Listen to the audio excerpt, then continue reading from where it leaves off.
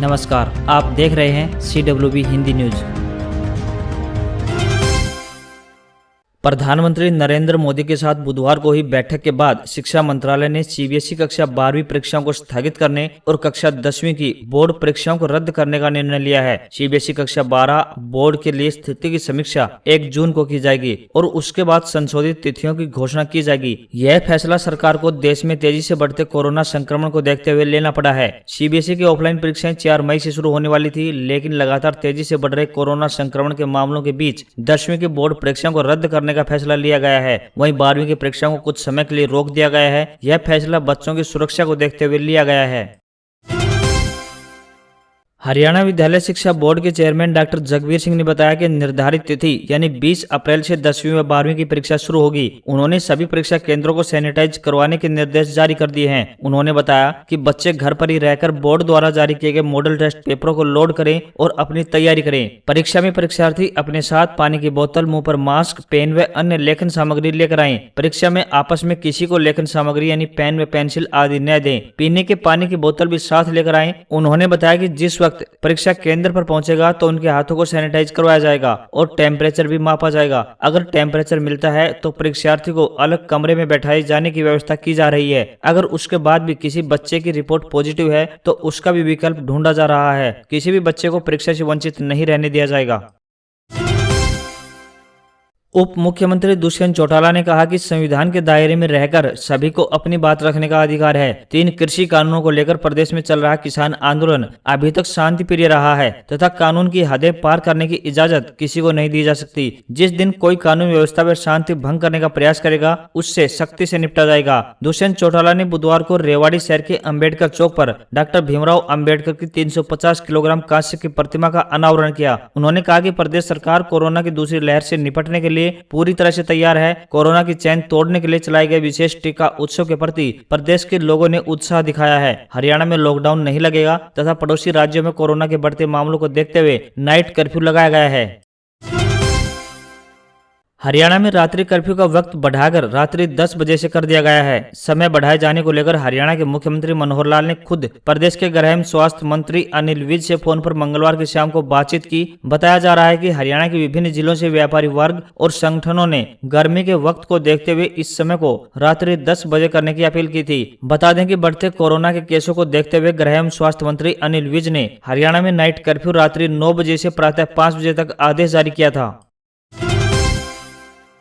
मुख्यमंत्री मनोहर लाल ने रेवाड़ी में बनने वाले एम्स के लिए 200 एकड़ जमीन खरीदने की मंजूरी के साथ ही 7 प्रोजेक्ट्स के लिए जमीन खरीदने को मंजूरी दे दी है। मुख्यमंत्री यहां 9 प्रोजेक्ट के लिए ई भूमि पोर्टल पर उपलब्ध जमीन को खरीदने के लिए हुई हावर पावर लैंड परचेज कमेटी बैठक की अध्यक्षता कर रहे थे। यह मंजूरी जमीन मालिकों की कीमत पर सहमति होने पर दी गई है। इस मौके पर उप मुख्यमंत्री दुष्यंत चौटाला भी उपस्थित रहे। संबंधित जिलों के उपायुक्त और जमीन मालिक भी वीडियो कॉन्फ्रेंसिंग के माध्यम से मीटिंग में जुड़े। रेवाड़ी में बनने वाले एम्स के लिए 200 एकड़ जमीन को 40 लाख रुपए प्रति एकड़ के हिसाब से खरीदने को कमेटी ने हरी झंडी दिखा दी है। इस प्रोजेक्ट के लिए भूमि चिन्हित करने के लिए संबंधित उपायुक्तों को उपलब्ध भूमि की डिटेल रिपोर्ट बनाकर भेजने को कहा गया है।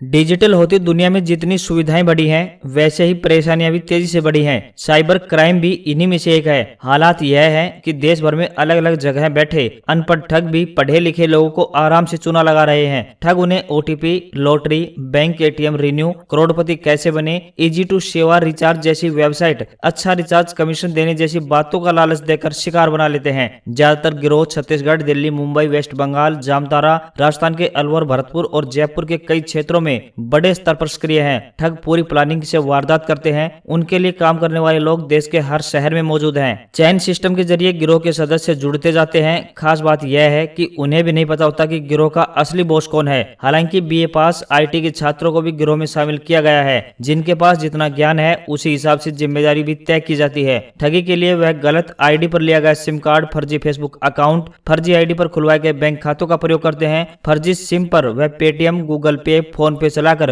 रुपया निकालते हैं। साइबर क्राइम टीम इन गिरोह को लेकर जांच पड़ताल कर रही है तो ऐसी जानकारियां सामने निकल कर आ रही हैं।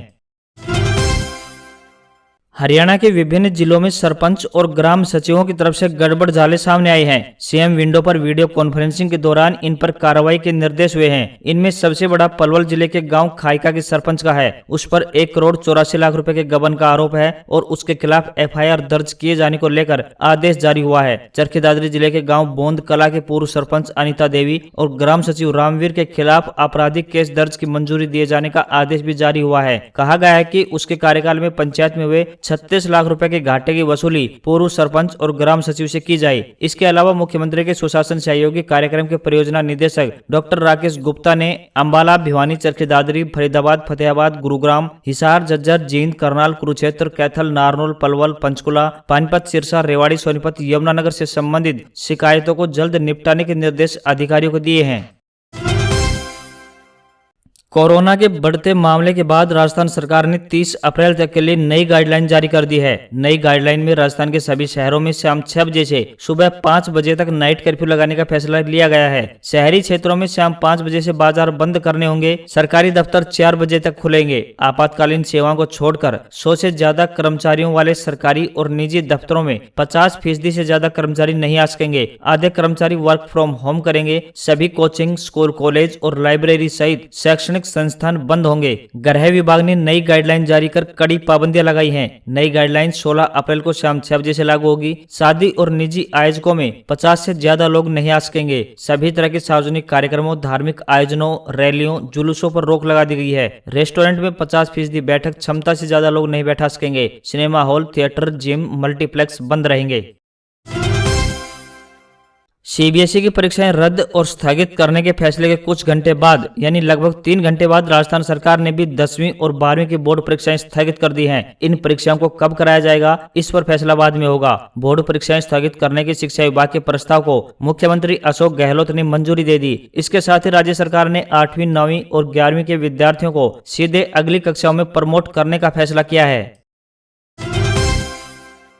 राजस्थान में एक बार फिर मौसम बिगड़ने का अनुमान है। राज्य में 15 व 16 अप्रैल को पश्चिमी राजस्थान के साथ साथ पूर्वी राजस्थान के कई जिलों में तेज अंधड़ चलने के साथ साथ कुछ स्थानों पर हल्की बारिश हो सकती है। मौसम विभाग ने पश्चिमी राजस्थान के बीकानेर और जोधपुर संभाग में 50 से 60 किलोमीटर प्रति घंटा की रफ्तार से तेज अंधड़ चलने की आशंका जताई है। 15 अप्रैल को बीकानेर, जोधपुर संभाग के बीकानेर, जैसलमेर, नागौर, हनुमानगढ़, गंगानगर जिलों में तेज अंधड़ चलने की आशंका जताई है, जिसकी अधिकतम गति 50 से 60 किलोमीटर प्रति घंटा हो सकती है। पश्चिमी विक्षोभ का 16 अप्रैल को पश्चिमी राजस्थान के साथ साथ पूर्वी राजस्थान के जयपुर, भरतपुर और अजमेर संभाग के जिलों पर भी प्रभाव दिखाई देगा। यहाँ टोंक, सवाई माधोपुर, दौसा, सीकर, अजमेर, अलवर, झुंझुनू और धौलपुर जिले में 40 से 50 किलोमीटर की गति से तेज आंधी चलने की आशंका है। 16 अप्रैल को मौसम का ये प्रभाव पश्चिमी राजस्थान में ज्यादा प्रभावी रहने की आशंका है। यहाँ भी बीकानेर, जोधपुर संभाग के जिलों में तेज अंधड़ चलने की आशंका जताई गई है।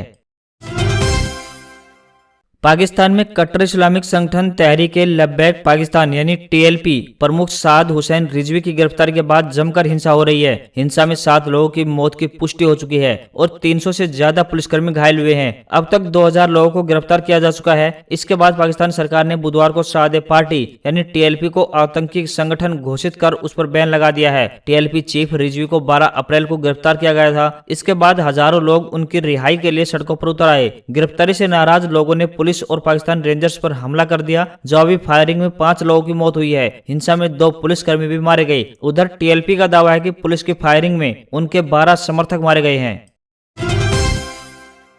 सरकार 1 जून 2021 से गोल्ड ज्वेलरी यानी गहनों की हॉलमार्किंग अनिवार्य करने की तैयारी में है। पहले यह 1 जनवरी 2021 से लागू होने वाला था, लेकिन ज्वेलर्स और एसोसिएशंस की मांग पर इसे अगले 6 महीनों के लिए टाल दिया गया। यानी अब आपको 1 जून से हॉलमार्क के निशान वाली ही ज्वेलरी मिलेगी। सरकार ने नवंबर 2019 में गोल्ड ज्वेलरी और डिजाइन के लिए हॉलमार्किंग अनिवार्य किया था। इसके लिए देश के सभी ज्वेलर्स को हॉलमार्किंग पर शिफ्ट होने और ब्यूरो ऑफ इंडियन स्टैंडर्ड्स यानी BIS में रजिस्ट्रेशन कराने के लिए 1 साल से ज्यादा का समय दिया था। बाद में ज्वेलर्स ने इस डेडलाइन को बढ़ाने की मांग की थी। इसे देखते हुए डेडलाइन को 15 जनवरी से बढ़ाकर 1 जून 2021 कर दिया गया है। अब तक देश के 34,647 ज्वेलर्स ने ब्यूरो ऑफ इंडियन स्टैंडर्ड यानी BIS में हॉलमार्किंग के लिए रजिस्ट्रेशन कराया है।